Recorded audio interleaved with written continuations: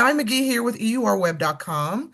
Thank you for giving me your time this morning to speak about your new film, Stand Your Ground. Obviously, this is a very exciting theme you're exploring, especially what Stand Your Ground means here in America and many Yeah. residents of states that have the Stand Your Ground law.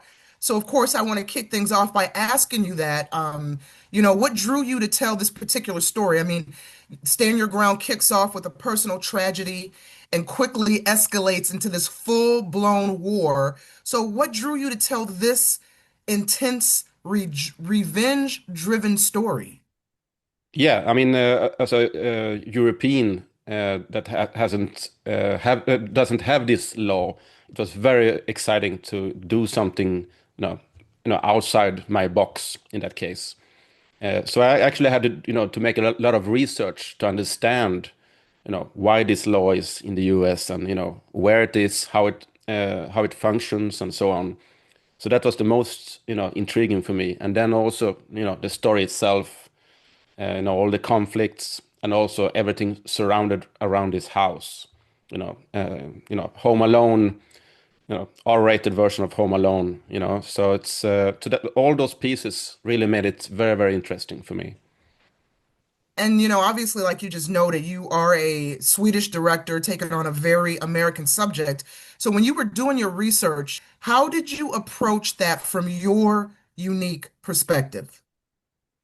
Yeah, I mean, I approached it very neutral, so I didn't want to take any side or anything. I just, just an interesting story, like how would someone in Europe see this film with their eyes?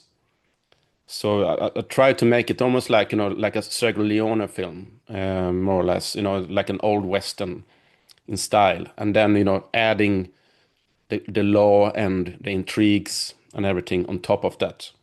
So I didn't want to focus too much on the law in that case. What most intrigued you about this law? Why were you so interested in kind of exploring this further and kind of unpacking it to a feature film?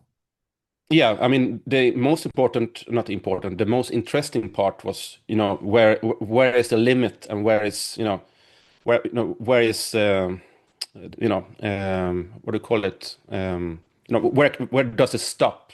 I mean, does it stop inside the house, or what if you have one foot inside the house and the other foot outside and so on? I mean, it's very, very sensitive law. Where is actually how the law is used, and and how the law can be used against you as well.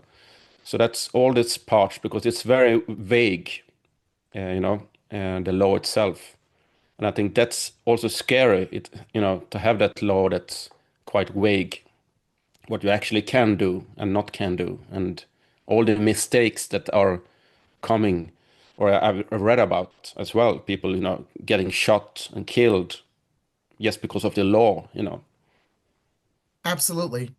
Now, your leading man, you've teamed up with him before, Daniel. You guys worked on Last Man Down. I'm just reading my notes here. It says it was a global success with Netflix. And so you're back again with this film. So what makes this, creative dynamic work and click? What made you want to work with him again? And how did your dynamic evolve on this film? Yeah, so I mean, first of all, he has the physics, he makes all the stunts himself, and he's from Scandinavia, so we speak, the same language in film and in real life as well. So I think it's, and we also have the same mindset, working hard, not giving up and so on. So that's crucial to make, not to make, but to have, when you make a film like this. You have to push yourself much more than, if you make a drama, for example. Absolutely. And of course, you have a fabulous villain in the form of Peter Stormare, who is just his body of work speaks for itself, right? Yeah, So yeah, what yeah. was it like? What made him the perfect villain? And what was it like directing him? And how did you two kind of build the character that he portrays in this film together? Yeah, so the fantastic part with him is that he was very involved with the film and the character and the subject. So we had a very good dialogue, and he's from Sweden as well, and we could really dig deep into the film and explore the horror of the law itself. So that was very I mean amazing, and a guy with his caliber has so much knowledge about film and and cinema. So we could discuss a scene about how can this action piece be, and what if because he has worked with Steven Spielberg and all the the greats, so he could actually give me sometimes small seeds of information from other famous directors and their style, and then we could discuss that. So he had answers on everything. So that was like like a book. He was like an open dictionary. So that was amazing. When you were thinking about how to keep your action sequences fresh and intense, were Peter's notes and his expertise helpful for you as a director? Yeah, 100%, because he has done everything already. So he's and that means also he's very fast, and for example, he can have a long speech and it's just one or two takes and he does it perfectly, you know. So he's very fast and quick, and and he does his job, and I mean that's why he is an amazing actor, and he has done so much because Right he on. always delivers. Yeah, very good. You can tell when you watch him, he's very passionate Yeah, in exactly. his performances. Yeah. We built the story so that it almost goes from 0 to 100. So we have all the drama and all the character development in the start, and then when it goes to the action, we already know all the characters. So that was actually something I really wanted to do, to have a little slower pace in the start and build up. So that's yeah, that was, and also it was also easy because I also direct and edit.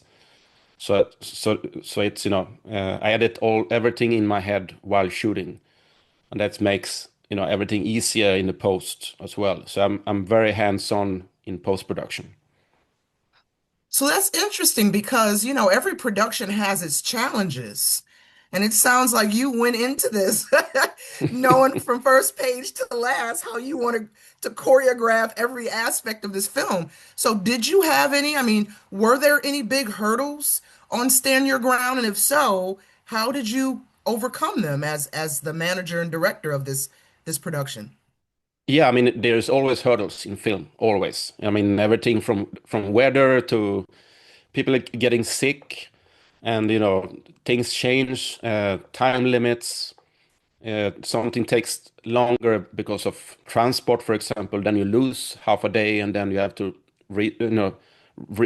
modify the scene itself. I mean, all those things happened.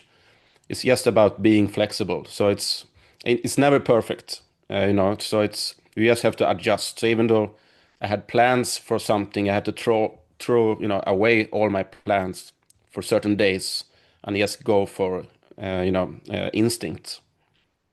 Right on. But so it's yeah. So I mean, what actually saves the day for me usually is that just because I make all the edits in my head while shooting, I save so much time to know that there's no need to have 10 different angles or too many takes. And what are you most excited about audiences to kind of experience and unpack once they watch Stand Your Ground? Yeah, I mean, I look forward to for them to see my version of the law itself, and how my understanding of it, maybe in a in a different way than perhaps other documentaries or films has explored this law. So I look forward for that, and also having action on top of that, and hopefully a smile in between as well. How do you kind of incorporate social media into your work? When this released on the earlier this month and it's going to release again next week, do you make a point to go online, follow hashtags related to the movie, look up reviews, blog recaps to see what the audiences think of this film or just your work in general? Yeah, I mean, I'm very hands-on in social media, so I really push everything, and I also work with the US team. So we push everything, small video clips to still photos, and of course, lots of hashtags, and I mean, I read everything online as well. I scan, the entire internet for everything because all information is good information, I believe. At the heart of this action tale that you're serving up, this story is about justice and grief and redemption. So, what do you hope audiences walk away thinking or feeling after watching this movie? Yeah, I hope that they are entertained and satisfied, and happy to see some action piece that's a little different, and with great actors and great action. What is the heartbeat of this film? If there's one central theme to take away, in your opinion, what would it be? It Or would be, message, I should yeah, say. a message. Yeah, that would be, how far are you willing to go for, for revenge? Very Th good. that would be my take on it. I love it. How far are you willing to go for revenge? Right on.